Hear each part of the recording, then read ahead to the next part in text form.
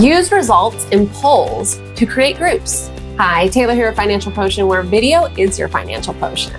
And to never miss a video, please make sure you're subscribed to our YouTube channel and then click on that bell so you're notified every Friday at 5 p.m. Arizona time that a new video has been posted. That way you can work it through the weekend and get some fun things done for your business.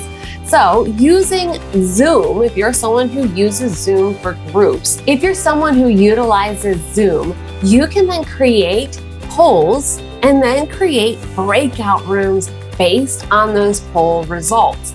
And so if you're trying to find a quick and easy way to divide the room, perhaps it could be based on years of time in business, if that's something that's convenient to you and your training. For myself, perhaps I could do it on how knowledgeable are you in video marketing when I do a lot of my other trainings.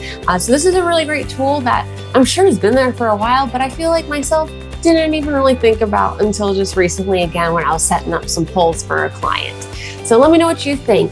Are you someone that would want to break up the group based on answers within a poll, or do you like just to keep it random? And if there's any way I can help you with your virtual facilitation, or if you're just curious about video marketing, don't hesitate to reach out and schedule a complimentary strategy session.